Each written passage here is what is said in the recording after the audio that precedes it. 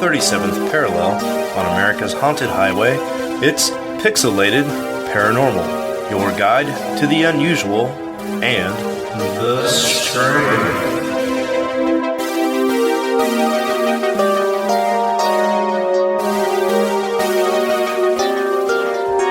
All right, everybody, this is episode 175, our Holiday Q&A round 2. This is where we begin to answer the questions you guys sent in to us. And we just want to say again, thank you so much for writing in. We had a hell of a good time answering these questions. We really hope you enjoy listening to these episodes. And without further ado, here you go. Enjoy round 2. Okay, folks. All right. Now that it's been about 40 good minutes of us, let's get to the questions that you all want to know. Preston, you want to start things off? Yeah, so my young compatriot Josh L. messaged me today, and he had texted me. I don't know if you guys covered this yet, but have you guys talked about the Sally House in Atchison? Mm-hmm. I know it's a local thing, but I have a friend who visited the house for a week and encountered a bunch of weird stuff. Oh, shit, this is not a question. Sorry. Hold on. All right. Are there any paranormal explanations to feeling like you're being watched even when there's no one else around? Okay. Shut up.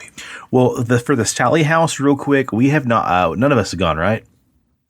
Yeah, we haven't gone. None of us have gone to the Sally House. John and Leslie have. Yeah, our friends John and Leslie, they have been a couple times. We were wanting to go back. Before COVID was a thing, we had plans to go down to Sally House with Big Dobbs. On a group of us to go do that, and then COVID kind of just derailed that plan. But God, also real quick, I should interject. Some of my favorite episodes have been with John and Leslie, the Amityville Horror series. That episode was a lot of fun. So anyway, okay, yeah. So the main question, I'll jump in first, and if you guys want to add, definitely feel free to. I have had this phenomenon happen to me before, feeling like you're being watched. The thing about feeling like you're being watched, it all kind of comes down to like a scientific aspect of it, being that your eyes are a sense and an organ that do a lot more than I think we really realize. Preston, you and I, in our professional life, we deal with eyeballs. We work in the optical industry. When it comes to being stared at, like a lot of other things, you know, you feel like you're being watched or something, you know, you feel it's an instinct like you're just being observed. That's normal because you have a lot more of an optic range than you think. You have periphery, you have straightforward, and sometimes your eyes pick up things that your brain has to kind of catch up on. So in a 2013 case study, there was this patient. He's only known as TN, letter T, letter N. He was, what do you call it? Cortically blind, meaning that his visual cortex was damaged, so he couldn't see in the traditional sense, but his brain still could receive input from his eyes. During this test, they showed him different pictures of faces, certain faces looking directly at him, and then other faces would be looking away. And every time he was shown a picture of his face, his brain could tell which faces looked at him directly and which faces were turned away.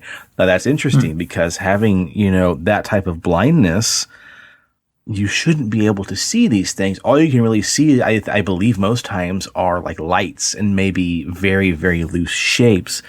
So there was still something in his actual optic nerve or in his eyes that would allow him to see. And that part of the brain would then become aroused by feeling a sense of a threat, and it would definitely spike, and those alarms would go off even more during the photos of eyeballs looking directly at him. And so it's almost like this sixth sense of your eyes just picking up more than your brain can keep up with. And if you think about it this way too, it has to do with evolution, because really, and this is not a religious jab, but essentially we're just a bunch of lizard brains that have been shoved into monkey bodies. So we are hardwired, whether you want to believe it's evolutionary or due to creation, we are hardwired to always be looking for something bigger than us to attack us, or B, to be on the lookout for said predators at all times. human eyes are very distinctive from any other species in the world as well, because our eyes are also very important to show us emotion and show us detail. That's why our irises are surrounded by a nice, milky white sclera. That way you're able to look at somebody and tell if they're looking at you, they're looking away, they're looking up, down, looking at something. That's also this evolutionary step of like, if I look at you and you're looking down, automatically I'm going to look down at what you're looking at and realize, holy shit, there's a fucking cottonmouth on the ground. So we're able to pick up a lot more than we think we are. So that's a scientific aspect, I think, as scientific as my brain can go. But also, I've been in an apartment that I used to live in where I constantly felt like I was being watched when I was home alone, and there were no photos of people with eyeballs on the walls. So since you put on your science pants and gave us that whole spiel, I'm going to put on the paranormal pants. The tinfoil hat. The tinfoil hat. So riffing off what you said about like evolution and the way that the brain's set up. So there's been this argument in the scientific world that because we were once, ooga booga cavemen, and we had like saber-toothed tigers and all this shit trying to get to us all the time, that our brain developed this extra sensory perception of if something's behind you, even though that you can't see it, you're almost using like ESP to sense it. And because we've evolved past that, and now we're the dominant species on the planet, that we don't use it in an everyday aspect, but it's still there. And so the old wives' tale is that the reason why you feel like you're being watched is either somebody's thinking about you, somebody's daydreaming about you, or somebody's dreaming about you. And psychically, you're picking up on that extra perception of them doing that. And that's what's giving you that sensation that somebody's watching you. And then somebody's watching me. I know. Also, ghosts are going to interact with you psychically, right? Because they're on a different plane of existence. So if you're sitting in your house and you're walking down a hallway and all of a sudden you get the heebie-jeebies and the hair on your arm stands up and you feel like you're being watched, probably because there's some pervert ghost standing behind you, looking at you and eyeballing you. Okay, let me tell you this. Yeah. I don't want to sound like, okay, I'm just going to say it. I've never experienced that. The reason why, for 15 years of my life, I've been working in the same profession where people stare at you all day long, every hour that you work. Interesting. Yeah. I never feel like anybody's watching me because I'm just so used to being stared at.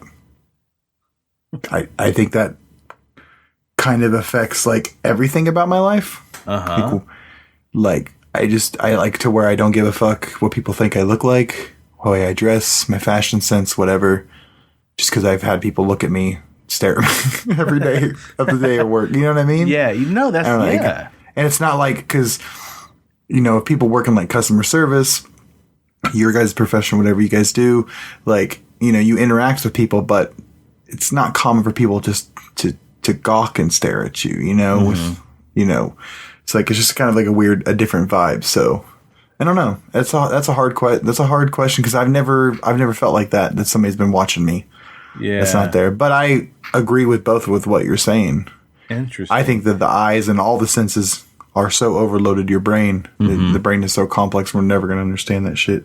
Well, and I think also what Josh is kind of asking too, that feeling of being watched is also amplified not only by the eyes, but the ears as well in a way, because the sixth sense that we seem to have, it's not just the eyeballs, like I mentioned earlier. I think it has to do with your ears and your eyes, because those are the two arguably most important senses that we have. And, kind of think about like it's almost like a spider sense. If you walk into I knew you were going to do it. You Peter Parker fuck. Like walking into a room, some people can hear if somebody else is in the room based on like, okay, so take for instance my bedroom. I walk into the bedroom, lights on, lights off. I know what that room sounds like. I know how things echo in that room. I'm not trying to sound, obnoxious or, stuck up or I actually have this. But I can tell, like, walking into the bedroom, like, if something's in the room that's not supposed to be there, like a large box or like a pile of clothes or laundry basket, the room sounds different. So having that perception of your hearing, audible perception, and also your visual perception, those two things together can pick up on things together that aren't supposed to be there. So, but I think also it's because of your experiences. Maybe I always have a heightened sense you're of pretty paranoid when it comes to sounds. I'm Hold on, guys. Hold on a minute. Yeah. He'll take off the headphones. Hold on a minute. And we'll be like, is he going to get stabbed this time? Oh my God. No, something's going to happen. Like I pride myself on being pretty unshakable in most instances. The amount of anxiety having an Xbox headset that has 2 ear covers on it gives me and gave me when I first got it is almost indescribable because, again, like, I know we don't live in a horrible part of town. We don't live in a great part of town. You've done well with your transition, Padawan. I'm used to noises. Humans recognize patterns. I recognize patterns of noises in my house. You guys constantly give me shit because I'm like, what the fuck was that noise? Oh, for fuck's sake, Sean, the fucking trash can blew over. Right. But the reason why we give you shit is we all have to go back to this story that there was like 4 or 5 nights in a row that you swear to God that your house was being haunted by something because there was like this fucking noise. And you're like, guys, I woke up at like 3 o'clock in the morning and I'm sitting there in my boxer shorts and I'm running out with my samurai sword. Baby. Right? And we're like on the edge of our seats like, all right, what the fuck, Sean? Do you got an intruder? Do you got a ghost? The climax of that story was, oh, guys, it was my dog snoring. I finally figured it out. Luna was snoring on the bed. Yeah, I'll retell that story one of these days, but that's yeah. Fun. So and now also I could be completely wrong, and there could be ghosts. Maybe you're being watched because there's tons of spirits. I had this apartment I'll talk about later in another question, but the day we moved out of the apartment 112 in El Dorado, at a very specific apartment complex. All right, Stephen King. Apartment 112. I was the last one to leave. All I had to do is go inside, grab a bottle of cleaner, and grab the broom. The electricity had already been shut off like an hour before that. And I can't tell you how fast I ran out of that apartment building and almost jumped down the entire flight of stairs because the feeling I had... Not fast enough. You wanted that damn deposit back. The feeling I had of hundreds of sets of eyeballs watching me leave that apartment is still something that I can feel on the back of my neck to this day. See what I'm saying? Day, so. That right there heightens your senses. Mm-hmm. You know what I'm saying? It's like that's why you're constantly surveying a room and you notice things when things are different and sounds different because you've experienced shit like that. Oh yeah, I've never experienced it like that. I probably shit my pants. Even at work in my lab, I'm pretty light-footed, so it's not uncommon for me to accidentally sneak up on somebody. And then if my associates or the UPS guy try to sneak in and scare me, I can hear them because it's like there's. Wait a minute. Oh, okay. Yeah. It's like there's like your UPS guy just like actively try to scare you. Yeah, some days. I'm going to get him today. Yeah, because that's kind of the joke. Is like I'll hide around the corner when he walks in, and I'll be like, "Hey, what's going on?" And he'll be like, "Holy shit!" No, he's your milkman. So I can hear. It just seems like the atmosphere changes. Like, and again, not to be pretentious. Bats have echolocation, so I mean, there's something to that. I can just something sounds off, like the normal noise. You have a fucking bat now, Sean? Is that what you're saying? Spider bat. So yeah, I mean, I think that's something.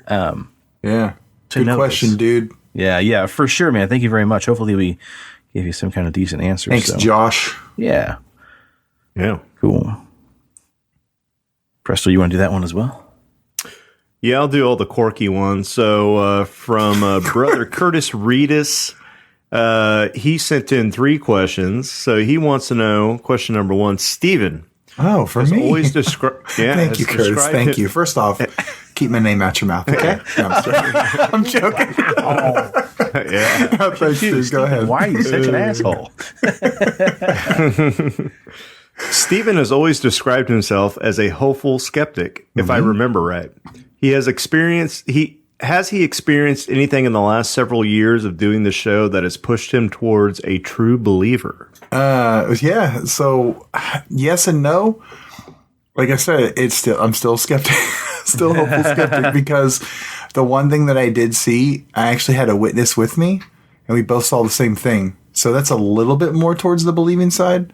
And that's when we were driving east on the highway towards Towanda, Kansas, and we both saw a shimmering kind of light. And during the daytime, which I never expected to see anything in the sky during the daytime that I couldn't explain. Yeah. And this thing was like really bright, and it was like just kind of hovering there. And then all of a sudden it just went really fast and disappeared. Like, I'm talking like hella fast. I don't know anything about air miles per hour, whatever you want to call it. I don't know anything about that, but it just disappeared. And we both looked at each other. We were like, what the hell? And then, but what was weird is that we both hadn't acknowledged that we were both looking at this thing, because we're both listening to music, driving on the highway. Mm-hmm. But both of our eyes, it was so big and just like, what the hell is that type of thing? We both had looked at it, and subconsciously we're doing the same thing. Excuse me. As soon as it disappeared, that was it. We were like, what the hell? This is really strange. So, yes and no. Still a hopeful skeptic, but that was something I can't explain. And the only thing that somebody was like, oh, I bet you it was just some kind of aircraft, because it is towards that area. You know, there is an airport in that area, two of them. Mm-hmm. Something would have been in the air and the sun was catching the craft reflection or something, and it turned and went away. But I mean, we looked for the next 15 minutes, never saw anything that resembled any kind of aircraft in the sky after that. So, I don't know. It was weird. Yeah. Huh, but you got a taste, huh? You got a little taste of the paranormal. Little taste, little tease. Thanks for the question, Curtis. Still a little scully, but you're getting closer to being a molder. Yeah, there's only like 1 or 2 pencils in the ceiling, so we'll see. Oh, that's good. Hell yeah. So question number 2 from Curtis is best haunted trip / tour you've ever taken, because I'm pretty sure our cruise this summer is going to get canceled, and I might need a backup plan. Newsflash, Curtis, yes, it's fucking canceled. Yes. And if it's not, I wouldn't lick any doorknobs. Yeah. Yeah. That's really unfortunate, man. Cruises are really fun, and unfortunately that industry has taken a massive hit, and a lot of plans are changing for a lot of people. Yeah. But just wait until that industry's back up and running, man, because you're going to get some killer deals. Oh, for sure, man. Back to the question. Check your deposits, check your offers. Shayla and I were supposed to go on another cruise 2021 with my in-laws.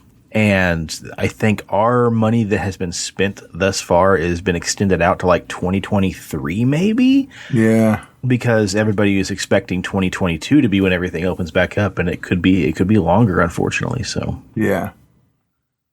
So we'll see how that goes. Yep. Back to the question at hand. Best haunted trip tour. I've been to the Crescent. I've been to the Stanley.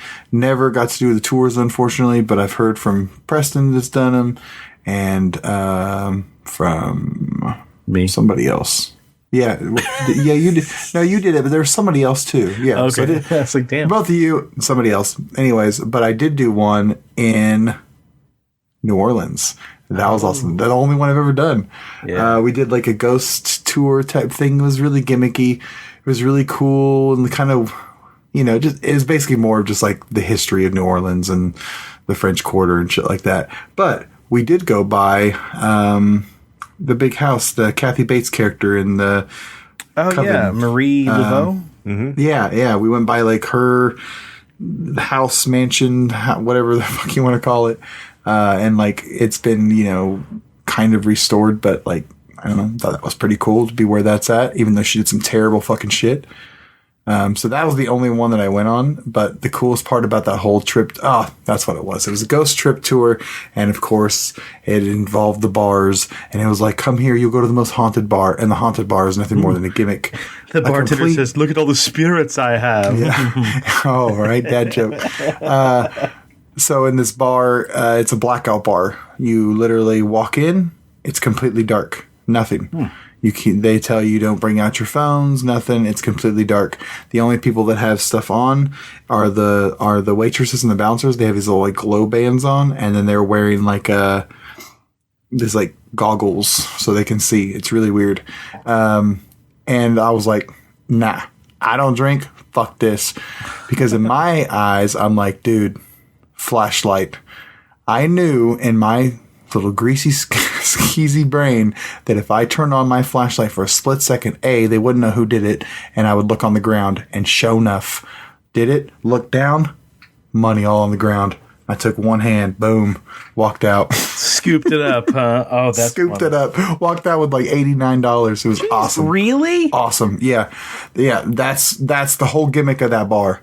And I walked out and they were like, oh, I can't believe you didn't get caught. And then they were like, what? And I was like, what? And they're like, oh, people try that all the time. And the host was saying this. People try it all the time and they get caught and they tell them to throw it back on the ground. I'm like, shit, mine now. Mm-hmm. And they were like laughing about it. They were telling us that's the gimmick of the bar. People will go into the bar thinking it's a great time. You go in there, order drinks. The waitress comes over, shows the wristband. They say, oh, how much is it? They pull it out. They say to the bartender, oh, it's your total's this. They hand them what they think it is, and they might hand them a 50. And the bartender will be like, or the waitress will be like, yeah, it's a 50, and it'll be like a 20. Or I mean, it'll be a 50, but they only owed them a 20, whatever. Yeah. And then people just trying to scuffle through their pants, drunk, throw it on the floor, and then they clean it up at the end of the day, dry out the bills. Wow. Every day. Yep. I mean, not right now, but Yeah. So that was all part of the haunted trip tour. So that was a fun time. I'd like to do more, but usually when I go with groups of people, they're not really into that thing. So I would love to do the Sally House with Preston and Sean and John and Leslie. I think that'd be rad. Oh, yeah, I would too. I would say if you want just a kind of a fun weekend, like a long weekend, hit up Eureka Springs. Check out the Crescent Hotel and also the sister hotel down in the middle of the downtown called the Basin. They both had, hopefully they still have right now during COVID, or at least when you go, really fun tours about the history of both buildings. The Basin's kind of cool because they can take you downstairs where they did like a lot of illegal gambling. I believe there were whiskey stills there at the Basin. It's a lot of fun. Speakeasies, that kind of stuff. Yeah. It's a small town. As long as most of it's up and running, it's a lot of fun. I wouldn't want to stay there more than probably 3 days, 3 nights, maybe. Yeah. Summer is a great time to go. Do not go right now. I went, literally was just in my memories on Facebook, going there during the holiday season.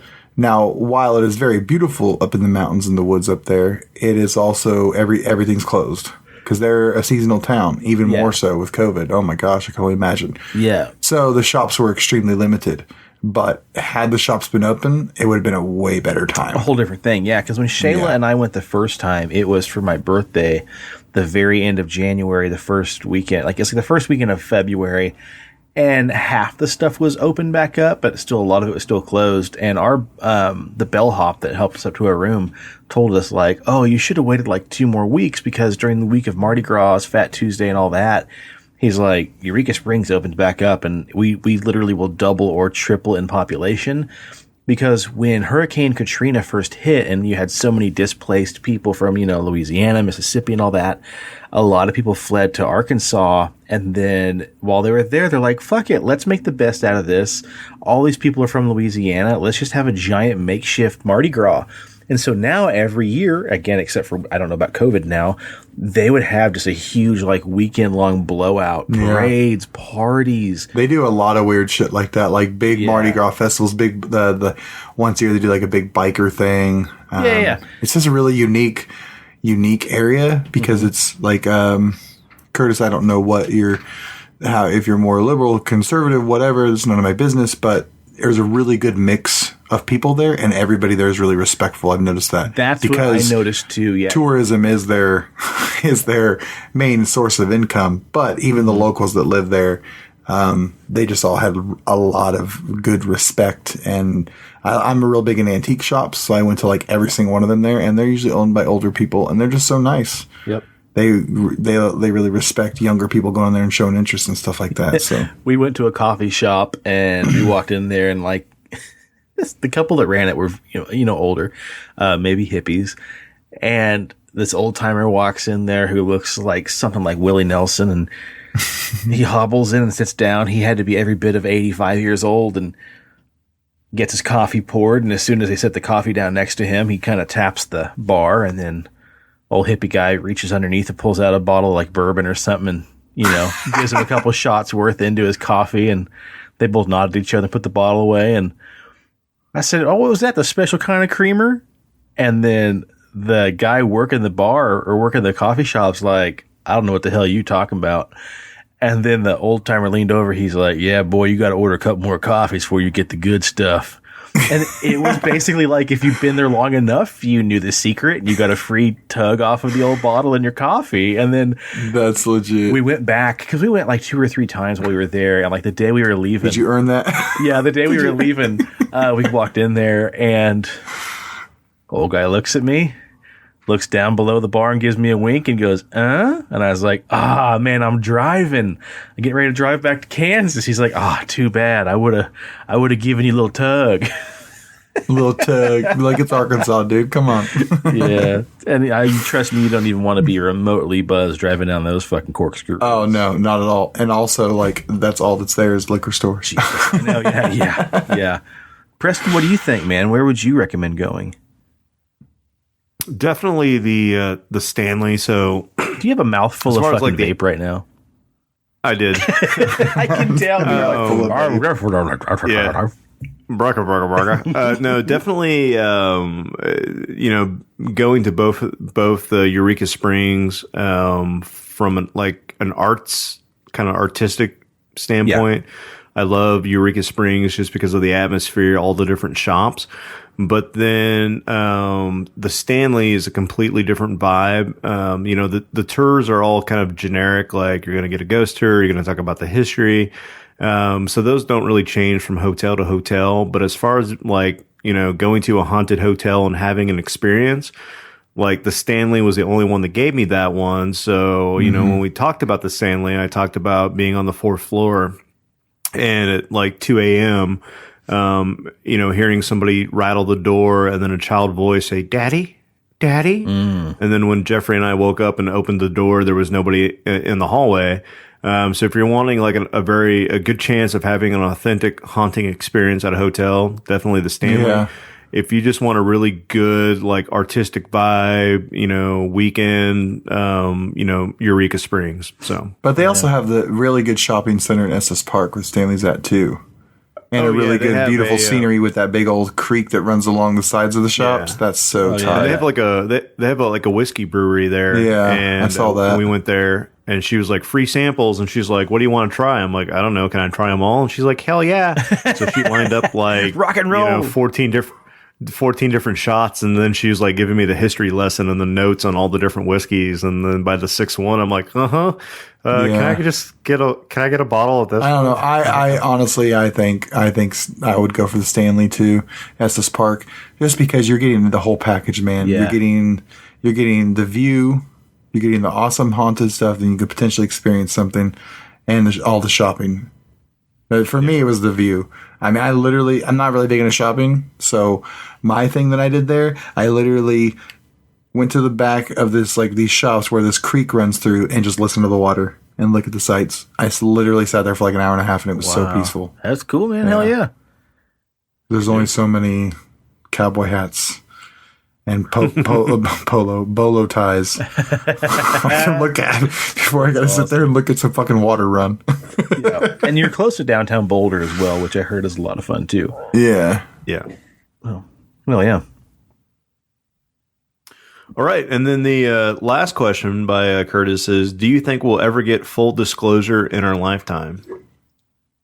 I'll go first. No. Yeah, go for it. No.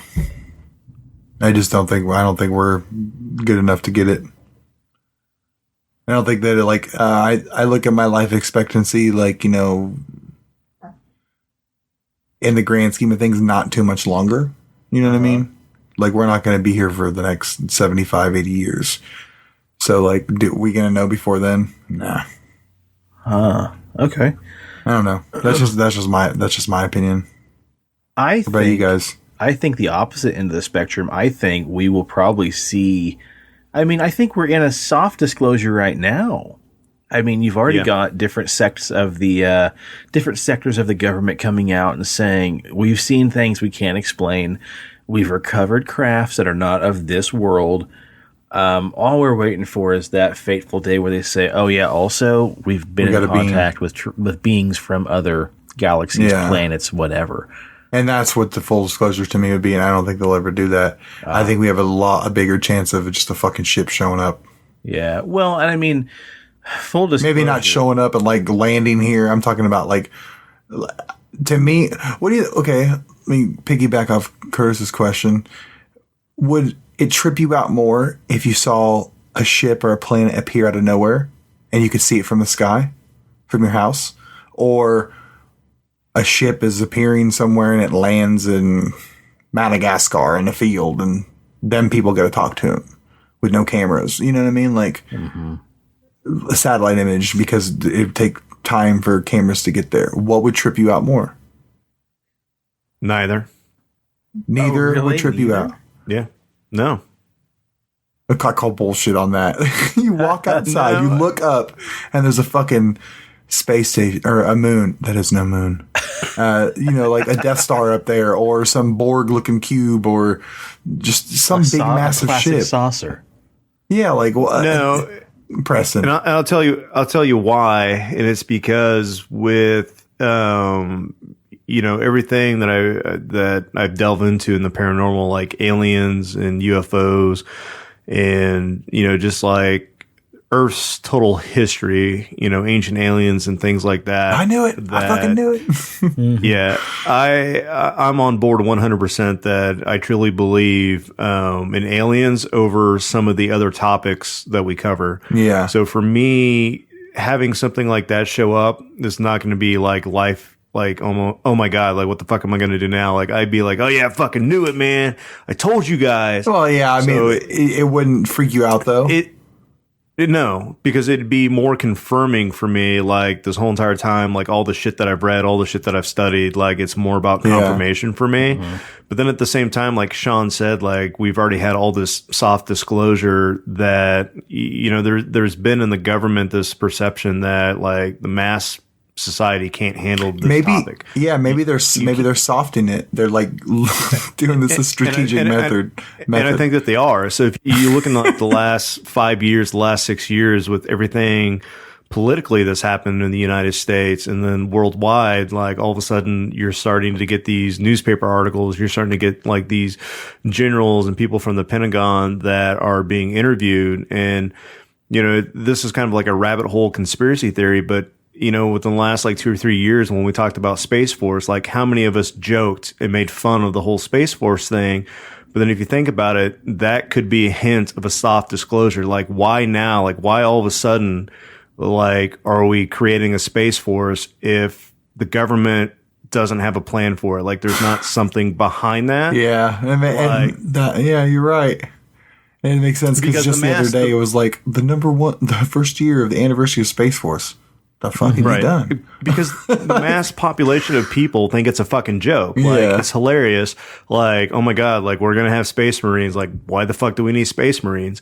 Well, that's because, the government can sneak in and be like, well, nobody's going to take it fucking serious. Let's go ahead and build this up and make it a thing so that we can be prepared because we know what's coming. Yeah. So I think kind of like how they put like little things into a 5,000 page document and give people 2 hours to read it. That type of thing. Yeah. Yeah. Makes sense. So you look at, they keep giving us these little tidbits, these little hints, because they're just kind of softening that blow, because then they're normalizing it. Because the more people read about in the New York Times that a government official said UFOs are real, that when they do full disclosure, like, nobody's going to give a shit anymore. Like, dude, we've known about this for fucking years. Sean, Preston's bringing the heat tonight. Preston, you deserve a vape. Well, let me mute my mic. Hold on. And I think Sean, the thing about disclosure too, and admitting that we do have contact and there are aliens from other dimensions or planets or whatever, what does that do to religion too? You know, that I've referenced it before. There's a Dave Matthews Band a Dave Matthews Band song called Time Bomb, I think it was. And he has a line in there that says, if Martians fell from the sky, what would that do to God? And it's a really good question, because if we just happen to have aliens show up, like, that really begs the question, did God, did he create these aliens as well? Or is he maybe just God of our universe? And other universes have another deity. And then that harkens back to the Greek mythology of having several different types of gods, and that's just a conversation we probably shouldn't have because we're not smart enough. And it's a hard one to have because we don't know every religion and we don't know what their beliefs are in that regard. Mm-hmm. And I always find it interesting when I talk to people from different faith backgrounds of what they think about aliens. That would be an interesting topic to discuss, but it is hard. Okay, well then we'll just jump right in from there into Isaac's first question then. Isaac wants to know, do you believe in aliens? If yes, what school of thought are you? That they are actual physical entities from another planet, or are they a psychic phenomenon from another dimension, or both? Preston, start things off. What are aliens to you? So, explain it to me like I'm 5. I kind of answered that to me like I'm 3. Yeah. I answered that in the last question, out of all the topics that we covered, like wholeheartedly, yes, I believe in aliens, but I think they're a little bit of column A and I think they're a little bit of column B because as we're progressing in our scientific knowledge, you look at every single star that's in the nighttime sky, even in the Milky Way galaxy, that's an actual sun. And on the average, that sun has 5 to 6 planets, circling around it. So to think that even in our own Milky Way galaxy, that's billions of stars, that we're the only form of intelligent life, that's naive. And just the vastness of outer space itself. So you got to think of how many galaxies that have billions and trillions of stars in it, that each one of those has 5 to 6 planets going around it. That Men in Black taught me that. Yeah, that Right. infinite number, like that possibility, yes, there is intelligent life out there. Now, you look at chaos theory, and, the idea of chaos theory is that each civilization over, its course of its lifespan eventually destroys itself. Like you get so advanced that everything just collapses. And the fact that the universe is trillions of years old, there could have been thousands of civilizations that have come and gone, that are just out there waiting for us just to discover, the ruins of their civilization. Like, we're going to be, space archaeologists instead of space explorers because we're going to go to these other planets and we're going to find evidence of these, advanced civilizations, but they've already come and gone. So for me, yes, I believe that there are other life forms out there, and there's still the possibility that there's advanced life forms that have the ability to travel to us, to communicate with us. And then on the flip side, if you look at, multiple dimensions, the string theory, multiple universes, bubble universes. So the idea that you also have aliens that are interdimensional, that are on another plane of existence, that are coming to us and back and forth. Like, I think both are viable. Like, it could be a little bit of column A, it could be a little bit of column B. Yeah. Steve, what do you think, man? Preston nailed it once again. I don't even know why I'm on the show tonight because he's fucking killing it. 100% believe in aliens. It's the only, it's the same thing with Preston. It's the main thing that draws me to paranormal. It's the one thing I fully believe in. Have I seen one? Don't think so. Maybe that craft, like I said earlier. But like, I think the same thing. We're in our solar system, and I think space is phenomenal. Anytime I see a picture of the sun and I see a planet pass by it, like the picture of that, it blows my mind how huge that thing is. And then I think about, oh my God, that's just our sun. Like, Right. And then I think to myself, out of all the universe, we're the only living intelligent creatures. We're the one petri dish that worked. This is it. Wow. That type of thing. Like, no, I don't want to believe that. We're garbage. Right. I don't know, like chaos theory, like he said.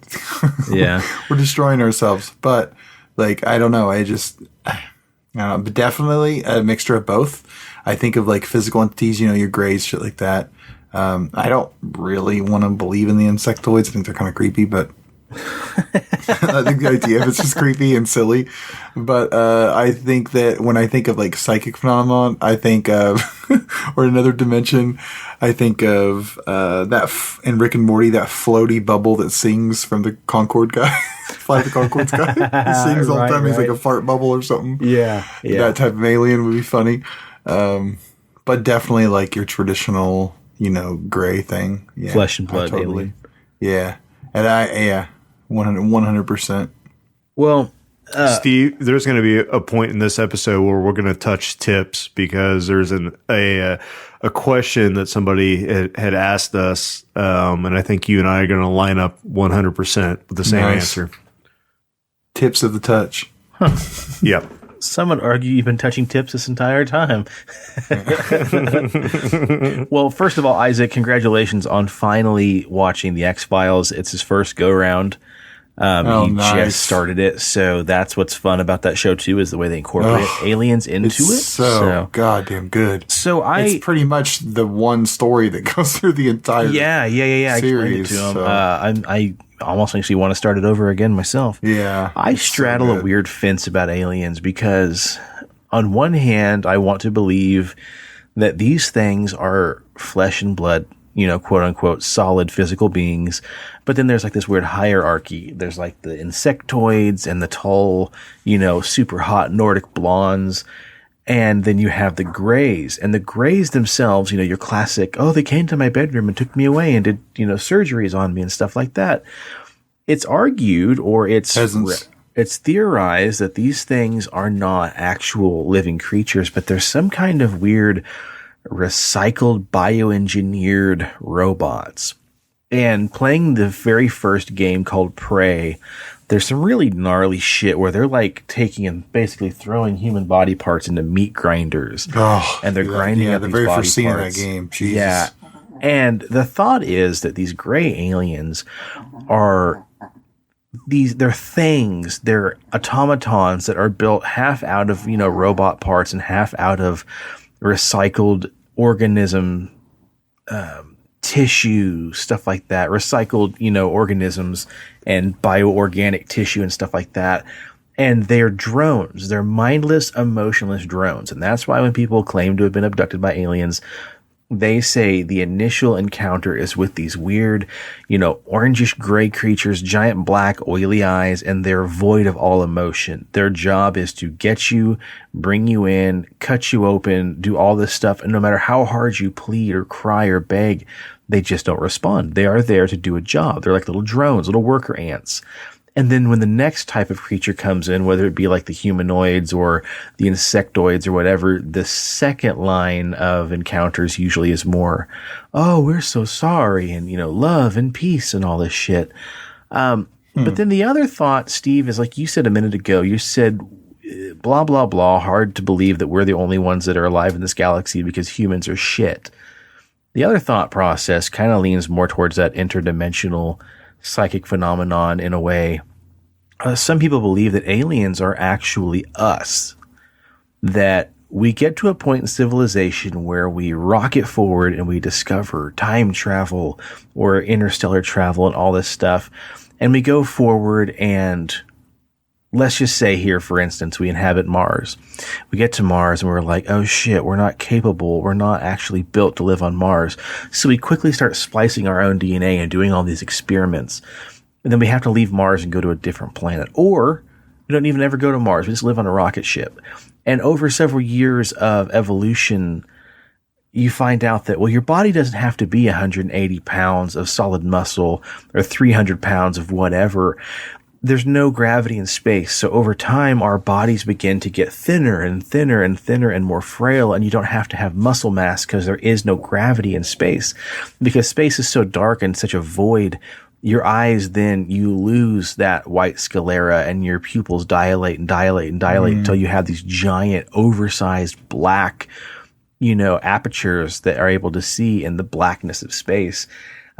We figured out a way that we don't have to eat anymore. So our mouths are almost non-existent. They're just little tiny, slits. We don't have to hear anymore because we're so advanced that now we communicate telepathically. And basically these little creatures we're seeing, these monsters, essentially are us so far into the future where we basically got to a point where we totally just butt fucked ourselves into extinction.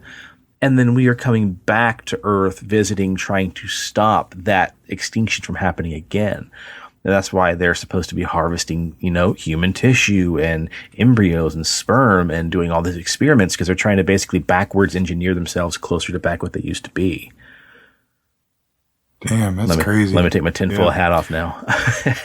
It makes sense. Yeah. What you're saying. So this will resonate with Steve because of horror movies. So Event Horizon, the movie Event Horizon, right? They create essentially like a warp drive, but they figured out that to be able to space travel, because you can't actually travel faster than the speed of light, that they open a wormhole so that you fold time and space, you go through the wormhole, and when space readjusts itself, you're at the other point that you wanted to go to. But in reality, what they opened was a dimensional gate, and they opened up a dimension to, like a physical hell. There was a guy that has written several books over the last decade about his interaction with aliens, but they come from Venus. So if we think about, we've sent probes to Venus, and we know Venus is very inhospitable. It's got, acid rain. It's got carbon, dioxide out the ass, like nobody can breathe on it. But he was told that these aliens come from a different reality. So in their reality, Earth is like a shit zone, but Venus is like very lush and very green. So maybe, part of the aliens that we're seeing aren't in galaxy, physical beings. Like, we're never going to be able to master travel to another planet outside of our solar system because we can't travel past the speed of light. But what we discover is the technology to dimensionally travel, and the alien species that we're going to encounter are going to be species from different dimensions. There you go. Yeah. And Isaac, also, if you really want a simple explanation, watch the Matthew McConaughey film Interstellar. Because I still say Interstellar, beyond being a great film, is one of the best propaganda films of all time. Because that movie was supposed to be built off of legitimate science theory and some science fact. And it's got a little bit of a twist in it, which kind of maybe explains sort of what aliens could be without. That's not even a spoiler. That's just an idea. Yeah, watch Interstellar. That might give you a whole new... That's a great movie. Man. Yeah, a whole new perspective. Hell of a movie. Yeah, really, movie. Really solid, man. I still say Interstellar and WALL-E, two of the greatest modern propaganda films of all time. Okay, cool. Sweet. Next one. Yeah. Ryan wrote it. Yeah, our good buddy Ryan messaged me and said, "Have you guys had a paranormal experience? What kind of experience was it?" Do you want to go first, Sean, or do you want me to? Yeah, I'll knock mine out. So I mentioned earlier the apartment in El Dorado, apartment 112. I'll kind of breeze through it because I've told it a couple times, but there's new people listening that probably haven't gone through the backlog yet. Shayla and I lived in El Dorado, Kansas, in an apartment in apartment number 112. 112 is interesting because it was on the far end. It was an end unit, meaning we didn't have neighbors on both sides. We were on the very end of the building. So we only had neighbors to one side of us directly in the top, and then one neighbor below us and one neighbor catty corner. So we were the upstairs, the second floor apartment. All sorts of weird things happened in that apartment. Now, I say we had neighbors. Nobody lived below us for a little while. Nobody lived catty corner below us for a little while, and nobody lived beside us for a little while. Now, in the 3 years we lived there, of course, we did get neighbors. They kind of came and kind of went. But every night, no matter if we had neighbors or no neighbors, around 10 o'clock, you could smell stinky cigar smoke in our bathroom. And I don't know if it's just the smell of somebody's air conditioner vent wafting into ours, but you could smell the very strong, stinky smell of like just some nasty, dirty stogies. We had a couple move in below us. They were actually a guy and his aunt, but they were both the same age. They were like in their early 20s. they were super cool. He was on the football team. She was God knows what. Anyway, we were going to the movies one day, walked downstairs, and as we walked out of our front door, their door is perpendicular to ours, and we literally ran into Jessica. And she's like, oh my God, holy shit, you guys got to come inside. We're like, what are you doing? She says, oh my God, we're using a Ouija board, and that shit's real. And we look in their apartment, and there's, beer cans strewn everywhere and candles lit and a Ouija board. And I've seen enough movies to know, fuck that. We're like, oh, no. Sorry, we've got a movie to go to. We better get going. She's like, well, when you get back, you should come inside and use the Ouija board. We'll still be using it by the time we get back. Shortly after Jessica and Garrett using their Ouija board and having their Ouija parties, some of the weirdest shit happened in that apartment. We had 2 cats, and these 2 cats would always be fixated in the top, right-hand corner of the room, which basically would be the top right-hand corner of the living room above the staircase, and they'd be obsessed with the closet in the living room. They'd paw at it. They'd try to put their hands underneath it. They'd sniff the door. They'd stare at the door. So fixed that you could be like, Pumpkin, Peach, what are you doing? And they wouldn't look at you. They would just move their ear a little bit to be like, yeah, I hear you. We had a closet in our bedroom that had a door handle you had to actually slam down and then open up like a latch. One night I woke up in the middle of the night and something was hitting that handle, that door latch. And finally, after it moving up and down a few times, it slammed down and the closet door opened up. And I had about just enough time to be like, what the fuck? The closet light turned on. And I literally blacked out from being just fucking scared as shit. I remember, though, both cats were sitting about 2 or 3 feet away from the door watching this door handle, and I actually put my glasses on and looked and saw the door handle moving on its own.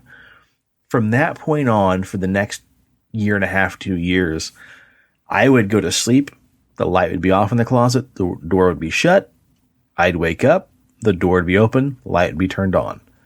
There were mornings when I had to be at work at 5 in the morning, so I would get up at 4, closets off, closet door shut. I would take a shower, which the bathroom was attached to the bedroom.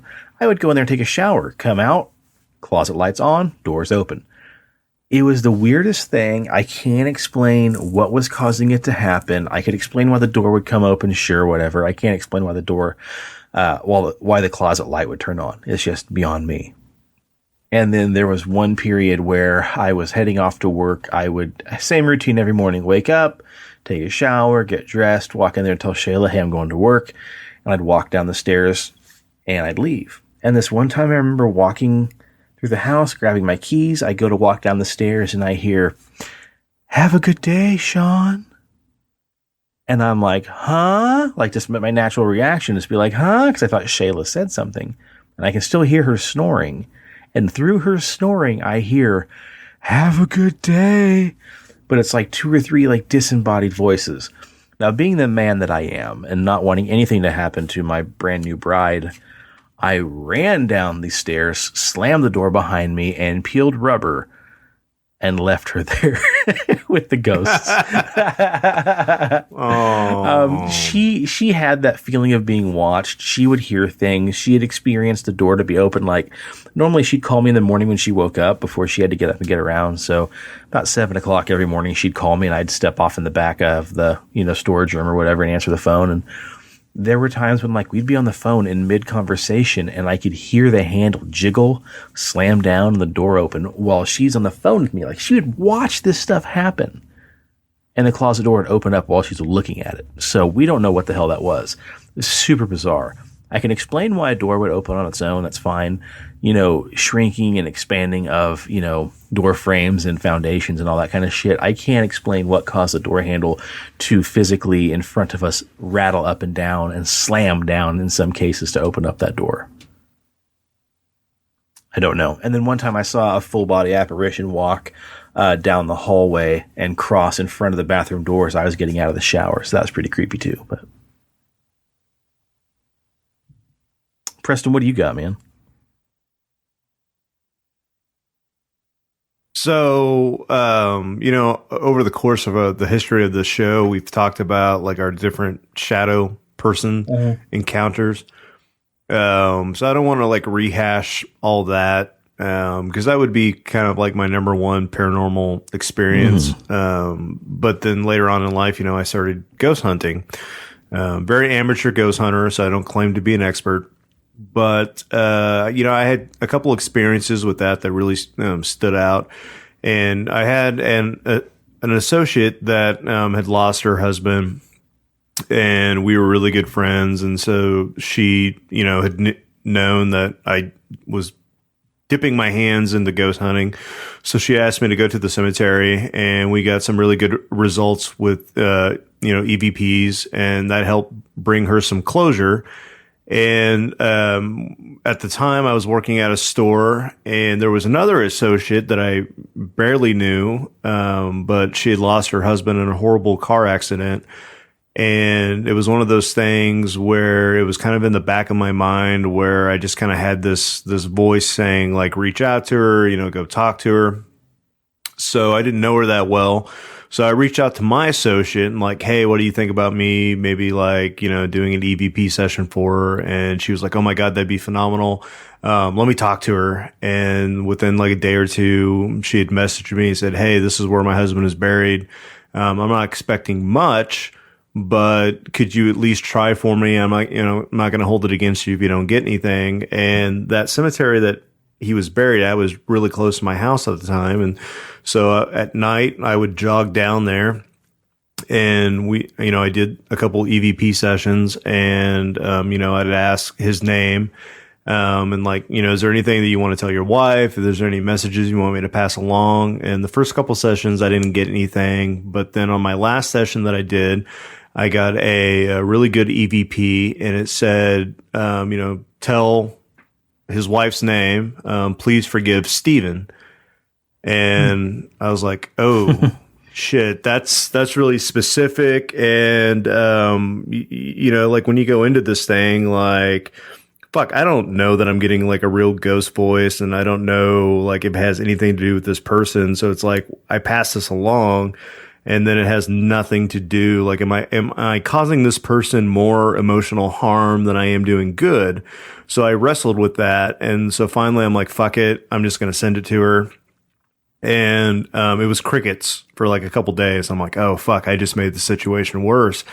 And then finally I get a Facebook message from her, and she said, I just want to thank you from the bottom of my heart, because Steven was the other person that jumped the highway.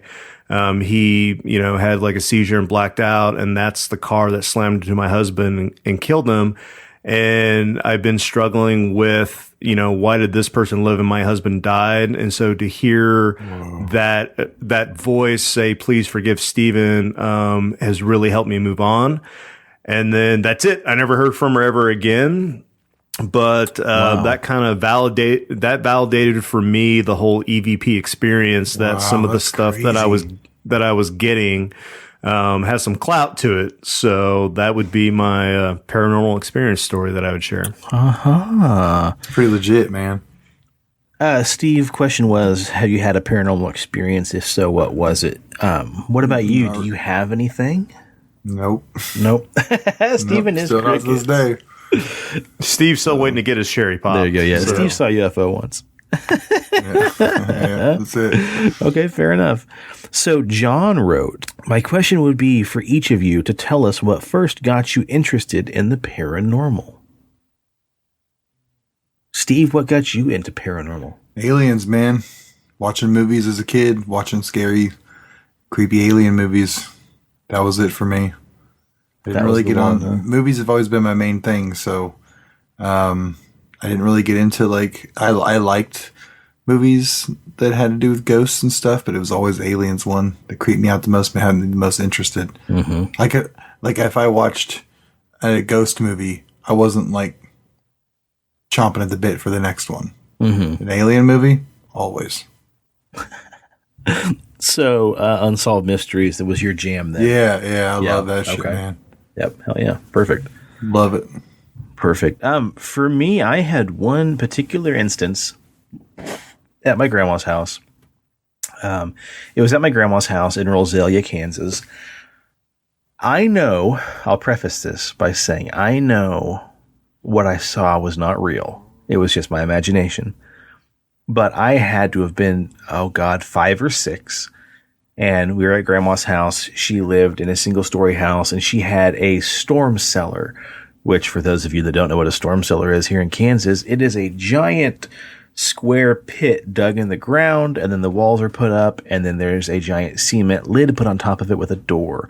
You walk out, you open up this door, and then you walk down the stairs and you're in your storm cellar. It is because Kansas is in the middle of Tornado Alley. We're at grandma's house. A storm hit bad enough in the middle of the country that the storm sirens go off.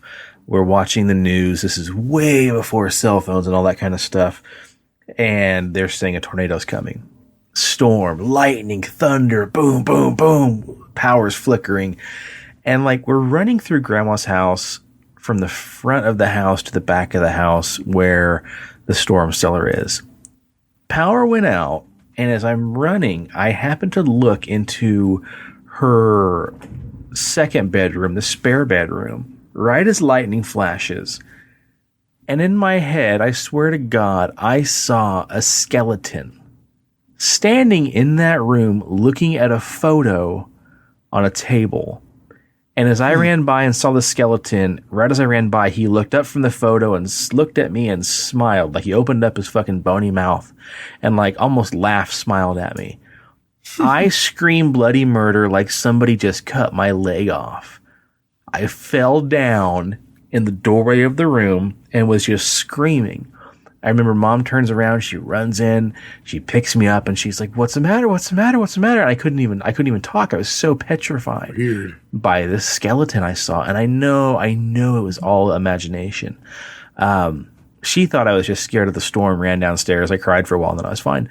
But that's what really first struck me as like, holy shit, there's something more to this world than just cats and dogs and families and stuff like that. Like there's shit in this world that might not be so friendly and so, fun. And that kind of springboarded everything for me, really.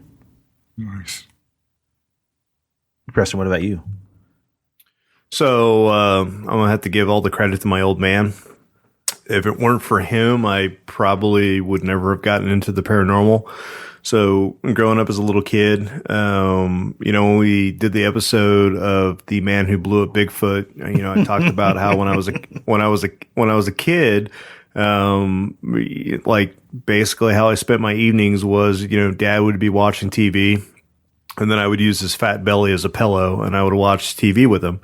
So we were always watching Unsolved Mysteries, and the Bigfoot episodes always resonated with him. Like some of the other stuff that was on there, like he would say, like, "Oh, I don't know if I fully believe that, but Bigfoot, 100% real."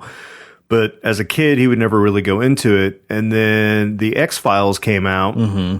And that was a show that we watched together. I remember him coming upstairs and knocking on my bedroom door. He's like, "Oh, there's this new show on Fox, and I think we should watch it together." And so we would always watch the X-Files together. And so with Dad, later on in life, like, when I experienced other paranormal things, like he was always the person that I felt like wouldn't judge me for it. So he'd be the guy that I could go and talk to, and he would give me a straight answer, like a different perspective, or he would just be that guy that would just listen because he knew that I needed somebody just to listen to me.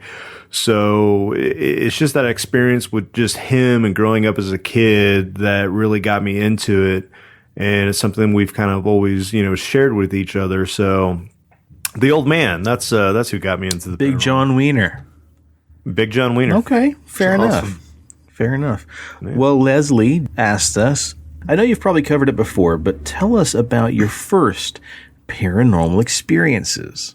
Who wants to go first? Steven? I never really had one. I've never really had a paranormal experience, so yeah, that's the blunt question for me. Cool. Okay. Preston, what about you, man? I think like the very first one that I can remember that stood out to me was, my mom had gone up to Emporia to help take care of my grandmother for the weekend. And so it was just me, my dad, and my brother in the house. And at that time, I was like maybe 3, 4. So I was crashing in the bed with Dad, and I woke up in the middle of the night, and the room was like pitch black, so I couldn't even see like, you know, the silhouette of Dad's body laying in the bed. I had a hard time like making out like, you know, where the door frame was, and there was like this voice that says, you got to get out of the house, you got to go, you got to run.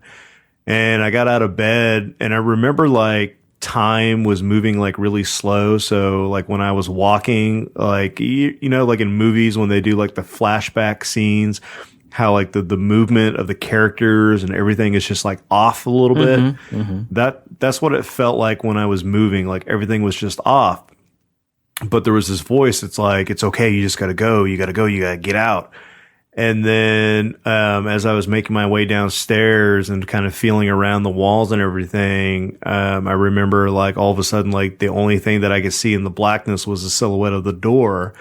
And then I got outside, and, you know, time started to move even creepier, and that voice was like, you just gotta go, you gotta go. And then the next thing, I'm at my neighbor's doorstep, which out in the country, you're like, you know, 500, 600, 800 feet away. And I'm, you know, all the way across the street. I'm sitting there just in my, you know, whitey tighties, knocking on their door. And it's like 2 or 3 in the morning. And they're like, dude, what the fuck are you doing? Whoa. And I'm like, I don't know where Dad and Jason are. You know, they're not in the house, and Mom's in Emporia, and they might be in Augusta with Grandma. And so they're like trying to call my grandmother in Augusta, waking them up. And then, you know, like Grandma's like, nobody's here. Like, what the fuck is going on? And then they finally got Dad to wake up, and then he came over, picked me up, carried me back across the street, and then I went to bed. And then that was it. I woke up the next morning, and I'm like, what's up, guys? How was your night? What the fuck, and dude? Dad's like, you fucking, like, did you sleepwalk? And I'm like, no, there's like this nice voice of a lady, and she was telling me, and Dad's like, no, you sleptwalked. That's what you did. You sleptwalked. Oh, and wow. I'm like, okay. So, yeah. If anybody asks, this is what we're going to tell them. You sleptwalked. Yeah, you sleptwalked. Okay.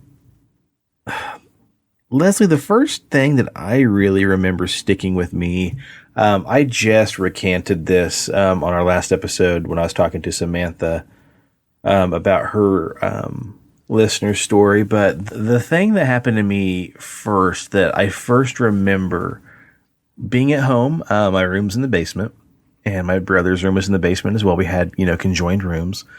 And I remember still to this day the sound of, in the middle of the night, my mom's feet walking down the back stairway. It was carpeted, and so she would wear flip-flops sometimes. She didn't normally wear flip-flops when she'd come downstairs to check on us in the middle of the night, but I remember this one specific night, the sound of like clop, clop, clop, clop, clop of these flip-flops going down the stairs, walking across the tile, stopping at my bedroom for a few minutes. Now I'm awake, and I'm looking at the doorway to my bedroom that goes out to the, you know, the basement. There's nobody there. I can just see a pitch black doorway. And then after a few moments, I hear the feet turn around and, you know, clop, clop, clop, clop, clop across the tile floor. And it's weird because Kevin and I's rooms were attached by a door in the middle between our rooms, but also we each had a door that went out to the basement. It went all the way around to his doorway, stopped, and then went back, clop, clop, clop, clop, clop, and then boom, boom, boom, boom, boom, back up the steps. And then the noise stopped. I don't understand, if it was my mom, why she wouldn't have walked through my bedroom into my brother's room as opposed to walking all the way around to his door.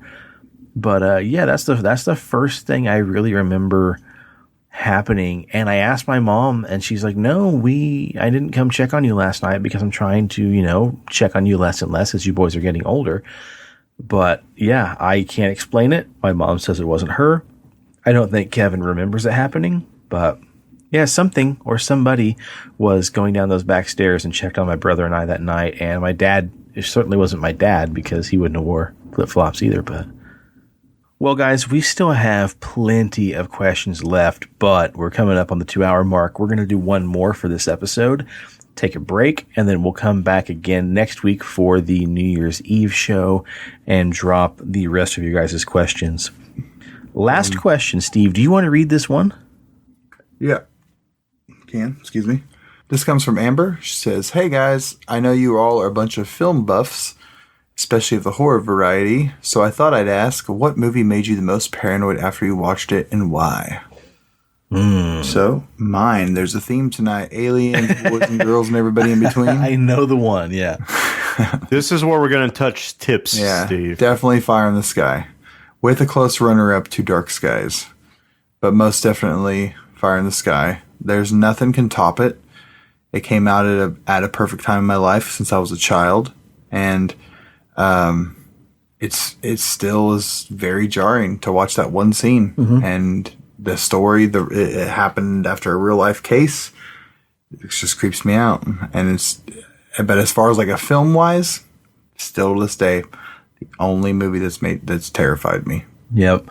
The story of Travis Walton, the Travis Walton abduction from Snowflake, Arizona. Preston, what about you then? I'm going to assume this is what got you too? Yeah, that's the same film, and pretty much for the same reasons. Like growing up as a kid, like I said, like we always watched X-Files together. We always watched Unsolved Mysteries, Predator, Aliens, like, you know, a lot of those scary movies I always watched with my dad, and they never really bothered me until we got to Fire in the Sky, because that very first opening scene was that, you know, this is based off real life events. And I'm like, oh, holy shit. Like, we're watching a movie about aliens and then it's real. And then, you know, the whole entire movie's playing out. I'm like, oh, it's no big deal. We get to the actual spaceship scene and there's like, you know, he falls into like a cocoon with a dead body in it. And then something in my adolescent brain kicked on, like, holy shit. Like, if this is based off a true story and this is what alien abductions are really like, like I started panicking, and I'm like, oh my God, like I don't want to meet aliens. I don't want to see aliens. Like, yeah, because when you watch something like Unsolved Mysteries and they'd have their alien episodes, that didn't scare me. It didn't get me terrified. His voice was more intimidating than the shitty reenactments. Or like when you're watching like Aliens and you see the face huggers, like, you know that it's fake. It's not real. So it doesn't resonate with you the same. But then to see that opening scene where it's like, this is based off true events, and then you're like, holy shit. Yeah, and everything up to that point in Aliens and movies was all theatrical. Like you said, the face huggers and this and that and Space Invaders and stuff like that. Like, it wasn't scary to me. The thought of aliens and alien abductions was kind of terrifying, but like seeing it, a whole different realm. Oh yeah, whole different realm for sure. Well, the movie that scared me and made me the most paranoid might surprise you boys, but if you've got room for one more, Fire in the Sky fucked me up. Yeah, it is, man. It's so good. It's crazy. The guy that portrays Travis Walton when he first kind of returns. And again, we're spoiling a little bit, but you still need to watch this movie. If you guys haven't watched this movie before, you definitely need to get a hold of it. Just seeing him when he first returns for the first time, like outside in was it like a rainstorm or something? Yeah, it was raining in the phone booth. It's just so visceral. And then the entire movie is such a build up to that final scene where you actually get, you know, the payout, basically. Yeah. And honestly, you know, if you can't find the movie, don't want to acquire it, rent it, whatever, you could just Google or YouTube the abduction scene and the actual take-in scene. They're both really well done. You know what I mean? Yeah. But the build-up is pretty good. Yeah, it's hard to capture that suspense again in modern day movies because we want that payoff, we want that monster. But that movie just fucked me up so hard, and I watched it like, I don't remember the first time I saw it. The time that sticks with me the most is when I watched it like in the middle of an afternoon, in the middle of the summer, like 2:00 in the afternoon in my basement. All the lights are off in the basement, and I I watch it, and I wanted to run out of that basement and run up those stairs as fast as I could the minute he wakes up and, like you said, falls into that corpse or whatever it was in that weird cocoon. And it was the only movie I can ever recall in my entire life of watching with my hand over my mouth, trying to cover my eyes, but also prying my fingers apart to look because I had to see what was going on, but being so like gut-wrenchingly terrified. Oh, it just fucks me up. A runner-up to that movie that fucked me up real bad was, I think it was the Texas Chainsaw remake where Leatherface is dragging... What's that? The fingernail. Yes. Yeah. Leatherface is dragging this guy down the basement, and he's dragging his hands across the walls, and the camera zooms in on his hand, and one of his fingernails gets ripped out.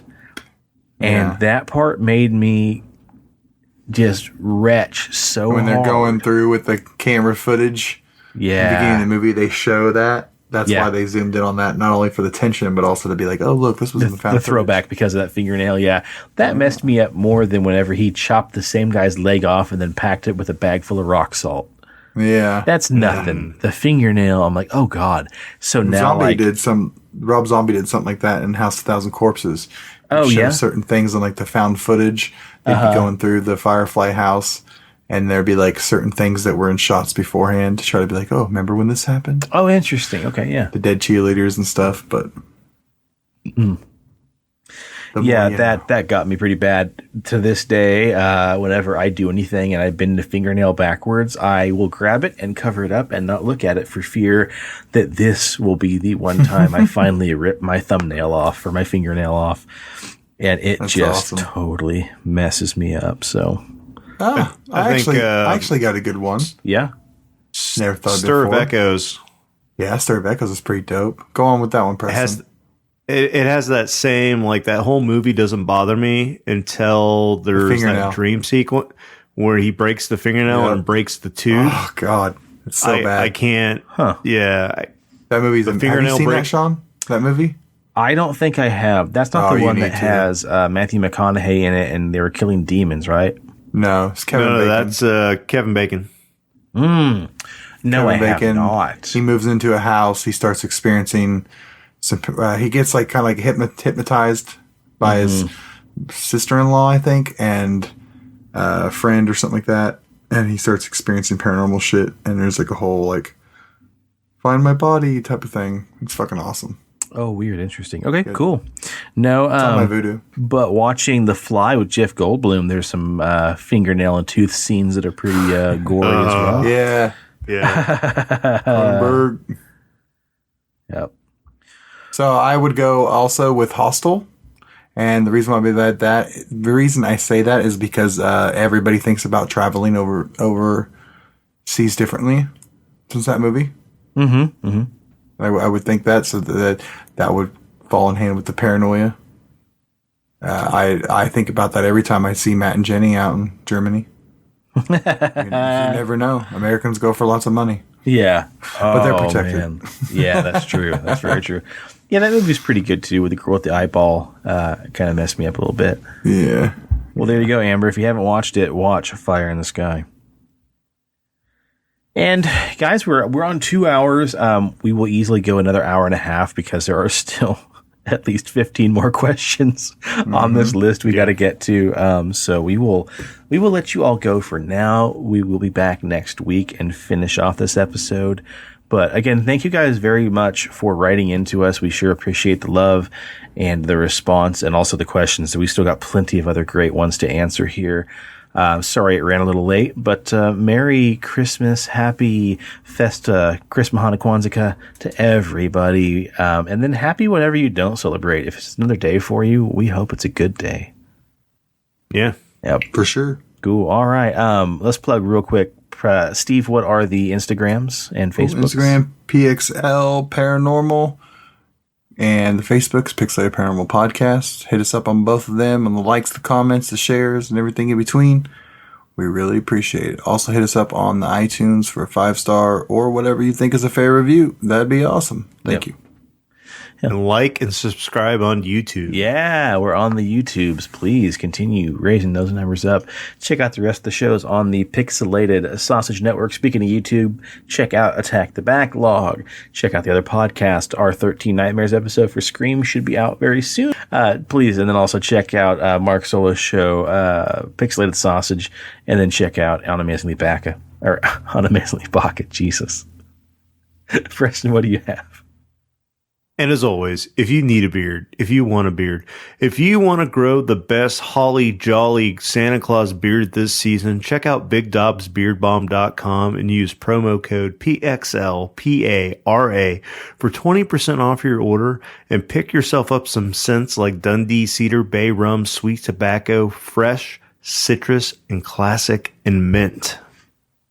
Oh, yeah. And just to throw back to last episode, Sweet Tabasco is not a flavor of beard balm. Sweet Tabasco. Sean wishes it was, but not yet. But do I? That's probably smelled terrible. All right. Any last minute holiday shopping or any post holiday shopping, please stop down at Pawnee and Seneca CD Trade Post. Say hi to Leslie and the gang for us. That's it. Merry Christmas, and we will see you for New Year's. 2020. Yeah, 2021. And with that, I say cheers for the weird shit in the world and those of us that love to talk about it. And stay spooky and stay on the paranormal highway. The cast at Pixelated Paranormal would like to thank you for listening to this week's episode. Pixelated Paranormal is here to tell you tales of the fantastical, the strange, the unknown. Tales that will move you a little further down the paranormal highway. If you'd like to share your own listener story, we would love to hear it. Email us at pixelatedparanormal@gmail.com. Again, that's pixelatedparanormal@gmail.com. We'd really love to hear from you. Again, thanks for listening to this week's episode of Pixelated Paranormal, your guide to the unusual and the strange.